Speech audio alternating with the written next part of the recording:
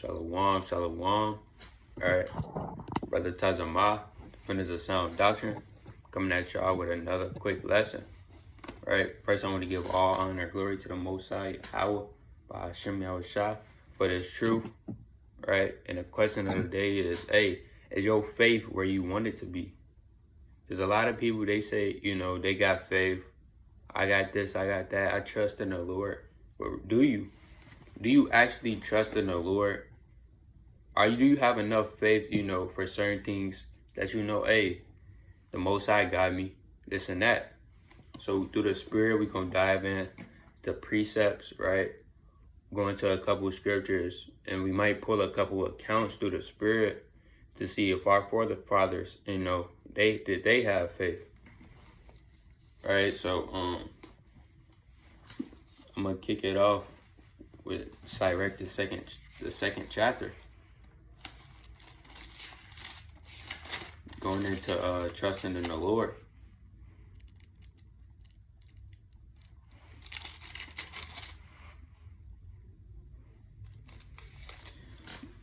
I'll start at 1. This is the book of Sirach, chapter 2, verse 1. It says, "My son, if thou come to serve the Lord, prepare thy soul from temptation." Right? Set thy heart aright and constantly endure and make not haste in the type of trouble. Right? Going into that's a part of that drinking of that cup. You come in this truth. You gotta set your mind to be able to get tempted. It says, verse 3 says, "Cleave unto him and depart not away, that thou mayest be increased at thy last end." Verse 4, "Whatsoever is brought upon thee, take cheerfully and be patient when thou art changed to a lower state." That's part of going into faith too. Verse 5, "For gold is tried in the fire, and acceptable men in the furnace of adversity. Believe in him, and he will help thee. Order thy way aright, and trust in him." So that's, the verse 6 said, you got to believe in the Lord, right? You got to trust in the Most High. You got a lot of people out here, they say, "Oh, I trust in the Lord." But do you really? Do you really actually trust in the Lord to have certain situations, play out the way, hey, the Lord got me. I'm not worried about a damn thing, right? Brothers, brothers should always be working on their faith. I want to have enough faith where, it's a crossfire, I'm just walking down the street, man, because I know the Lord is going to protect me and not to have one of those bullets hit me. That's how I want my faith to be. Everybody should be throwing up prayers for faith. Let me grab a precept real quick. In the book of Proverbs, chapter 3, verse 5. It says, "Trust in the Lord with all thy heart and lean not to thy own understanding." Right? So you got to trust in the Most High with all your heart, meaning all your mind. Don't kind of be unstable in all your ways, like it says in the book of James 1:8. And you got to fully trust in the Lord. It says, "In all thy ways acknowledge him, and he shall direct thy paths." For a quick example, say you got a job, right? You at your job, your boss say, hey, hey, try this new shift on the Sabbath day. You gotta literally, as soon as you get off work, you gotta pray to the Lord that he have your boss change that, man. Right? And if that, that lady got enough faith, and through prayer and fast, and next thing you know, the next day he said, "Hey, we don't need you to work on that shift. You can have your day off." That's having faith, and that's trusting in the Lord. Right? Going back to Sirach, the 7th chapter, it says, "Ye that fear the Lord wait for his mercy, and go up not astray lest you fall." Right? Because certain situations, you praying, you fasting, right? It's not gonna happen right away. And you gotta have long suffering, right? You gotta keep doing that until the Most High, he rewards you. Verse 8 says, "Ye that fear the Lord, believeth in him, and your word shall not fail." Right? You gotta constantly believe, even though it's crazy, because the Most High, even though he might not come exactly when you want him to come, but he's still on time. That's the crazy part. It says, verse 9, ye that fear the Lord, hope for good and his everlasting joy and mercy. Look at the generations of old and see, did any ever trust in the Lord and was confounded? Or did any ever abide in his fear and was forsaken? Or whom did he ever despise that call upon him? Right? So, it says, look at the generations of old. Did any ever trust in the Lord and was confounded? Right? And through the Spirit, we're going to pull some accounts of our forefathers calling upon the Lord. And let's see if the Lord, the Most High, he just kind of sat there and let them call upon him and really ain't really do nothing. Right? First, let's go to the book of 2 Chronicles, the 14th chapter, I believe. Come on. 2 Chronicles, the 14th chapter, and the 9th verse. It says, and there came out against them Zerah, an Ethiopian, with a host of 1,300 chariots, and came into Mesra. Right? So, basically, the context of this, I believe, going into Asa, the king of Judah, after his father died, now he's ruling. Yeah, now he's the king over Judah, and he went out to battle. Verse 10, it says, then Asa went out against him, and they set in a battle away in the valley of Jephthah and Mesra. And Asa cried unto the Lord his God, and said, Lord, it is nothing with thee to help. Salakia, it is nothing with thee to help, whether with many or with them that have no power. Help us, O Lord our God, for we rest on thee. And in thy name we go against this multitude, O Lord. Thou art our God, let no man prevail against us, against thee, Salakia. So Asa, he cried upon the Lord, right? He just said, Lord, help us, man. We resting on you, right? We kind of falling back and you catching us. We hope that you catch us. Let's see what the Lord did. It says, verse 12, so the Lord smote the Ethiopians before Asa and before Judah, and the Ethiopians fled. It says, and Asa and the people that were with him pursued them into Gerar, and the Ethiopians were overthrown, that they could not recover themselves, for they were destroyed before the Lord, and before they carried away very much spoil. God, Salaki. Satan trying to get me out the spirit. We back. Alright. So the account I was in was going into Asa, where he called upon the Lord. And the Most High, Asa called upon the Lord, right? And the Most High smote them damn Ethiopians, right? And it was 1,300, I believe, right? So now let's go to the account where Asa didn't trust in the Lord. And he ain't trusting the Lord. He got put to death. I'm gonna say that. He ain't put his trust in the Most High first. Therefore, he died. He gave up the ghost. Right? This is the book, the 2 Chronicles chapter 14, chapter Salakia. 2 Chronicles chapter 15, verse 12. It says, and in the 30th and 9th year of his reign and Asa in the 30th and 9th year of his reign was diseased in his feet, until his disease was exceedingly great. Right? So he had a disease in his foot. Right? It said, yet in his disease he sought not the Lord, but to the physicians. And Asa slept with his fathers and died in the 41st year of his reign. So straight like that, Asa didn't seek in the Lord first, right? As it tells you in Proverbs 3 and 5, trust in the Lord with all thy heart, right? He didn't do that. He sought to a man, and he didn't seek the Lord. Therefore, he slept with his fathers, right? And let me actually link that up in the book of Sirach, the 38th chapter. Slovakia.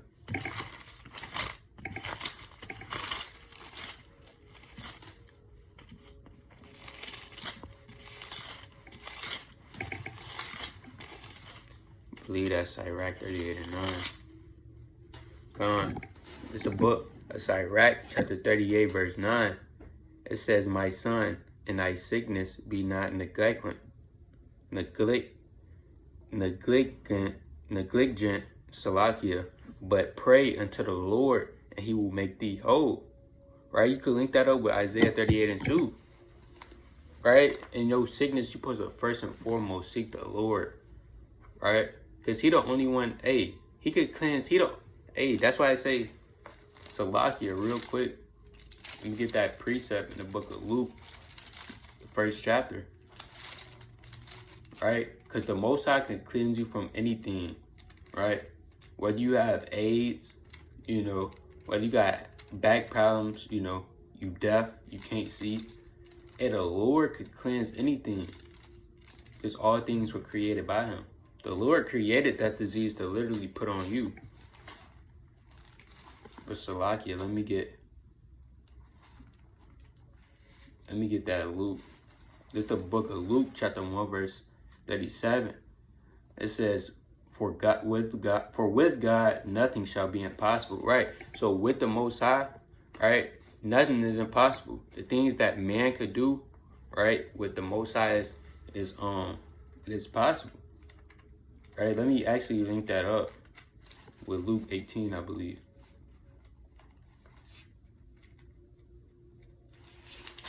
Luke, the 18th chapter, the 27th verse.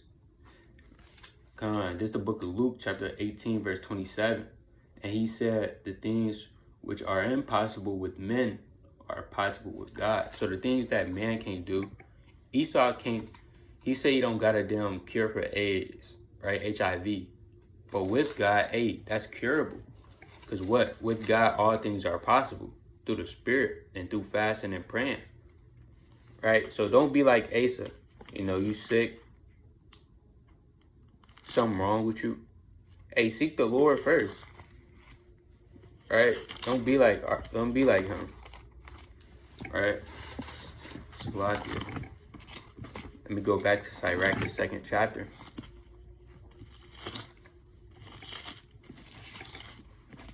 Right? It says, it's the book of Sirach, chapter 2, verse 10. It says, look at the generations of old and see, did any ever trust in the Lord and was confounded?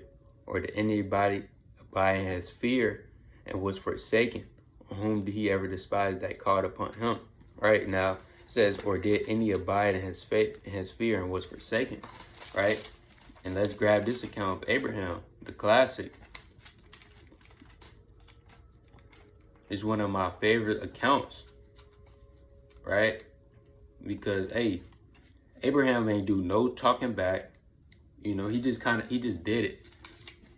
With no hesitation. And this is what brothers and sisters should be striving for. Faith like this. This is the book of Genesis, the 22nd chapter, the 1st verse.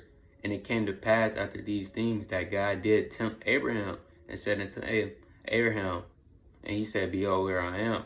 Verse 2, and he said, take now thy son, thy only son Isaac, whom thou lovest, and get thee into the land of Moriah, and offer him therefore a burnt offering upon one of the mountains which I will tell thee of. And Abraham rose up early in the morning, and saddled his ass, and took his 2 young men with him, and Isaac his son, and clave the wood for the burnt offering, and rose upon, and went into the place which God had told him. Right? So the Most High, he said, Abraham, go offer up your son Isaac. Right? Verse 4. Real quick. It says, then on the 3rd day, Abraham lifted up his eyes and saw the place far off. And Abraham said unto his young men, abide ye here with the ass, and I the lad will yonder and worship and come again unto you. Right, I'm going to jump down to verse 7. He said, and Isaac spake unto Abraham his father and said, my father. He said, here I am, my son. And he said, behold, the fire and the wood, but where is the lamb for the burnt offering? Right, so Isaac kind of said, Pops, what a burnt offering at? Right, let's see what Abraham said. Salakia, verse 8, and Abraham said, my son, God will provide a lamb for a burnt offering. So they went, both of them together. So he said, hey, son, the Most High, he going to provide the burnt offering, right? Verse 9, and they came to pass, which God had told of him. And Abraham built an altar there and laid the wood in order and bound Isaac his son and laid him upon the wood. And Abraham stretched forth his hand and took the knife to slay his son. And the angel of the Lord called unto him out of heaven and said, Abraham, Abraham. And he said, here I am. And he said, lay not thy hand upon the lad, neither do anything unto him. For now I know that thou fearest God, seeing that thou hast withheld thy son, thy only son, from me. So throughout that whole account, I didn't see Abraham be like, well, Lord, I don't know about this one. Or why are you choosing me, Lord? Hey, the Most High told him, hey, sacrifice of your son. Abraham did that with no problem, right? And he told his son, he said, hey, Salakia, the angel said, he said, for now I know that thou fearest God. He said, oh yeah, now I know you in this thing for real, right? You a God-fearing man, right? And that's beautiful. That's why brothers and sisters should be praying for faith. Hey, you should want your faith like Abraham's, right? So let's get another account of our forefathers, calling upon the Lord, and the Lord, rewarding them. Let's go to the book of 2 Kings, the 20th chapter. This is the book of 2 Kings, chapter 20, verse 1. It says, in those days Hezekiah was sick unto death, and the prophet Isaiah, the son of Amos, came to him and said unto him, thus saith the Lord, set thy house in order, for thou shalt die and not live. Then he turned his face to the wall and prayed unto the Lord, saying, I beseech thee, O Lord, remember now how Salakia, now how have I have walked before thee in truth and with a perfect heart, and he have done that which is good in his sight. And Hezekiah wept sore. And it came to pass, afore Isaiah was going out into the middle court, and that the word of the Lord came unto him, saying, turn again, and I will tell Hezekiah, the captain of my people, thus said the Lord, the God of David thy father, I have heard thy prayer, and I have seen thy tears. Behold, I will heal thee a third day. Thou shalt go into the house of the Lord. Right? So Hezekiah prayed unto the Lord when he was sick, when he was sick, because it was said that he shall die and not live. It says in verse 9, and Isaiah said, this sign thou shalt have of the Lord, that the Lord will do this thing he has spoken. Shall the shadow go? Salakia. That's not what I was. Salakia, verse 6.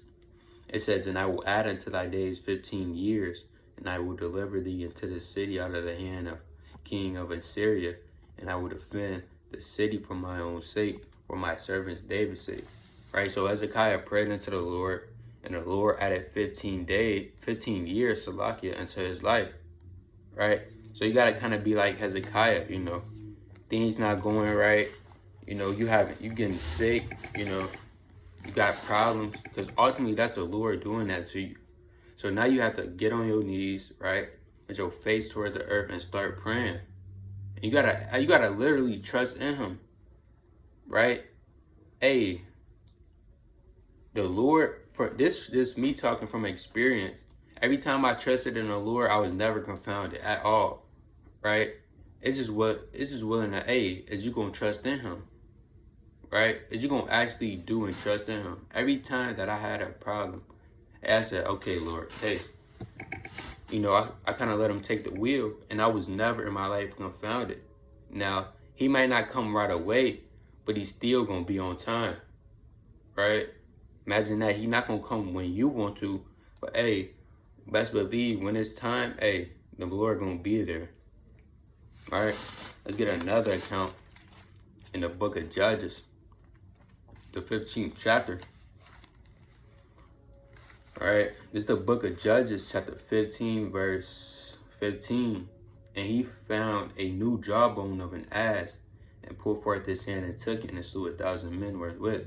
So the context of this is Samuel, when he was into it with the Philistines. He slew 1,000 men with a jawbone of an ass. Verse 16, and Samson said, with the jawbone of an ass, heaps upon heaps, with the jaw of an ass have I slain 1,000 men. And it came to pass when he made an end of speaking that he cast away the jawbone out of his hand and called that place Ramothleah. And there was a sore thirst, and he called on the Lord.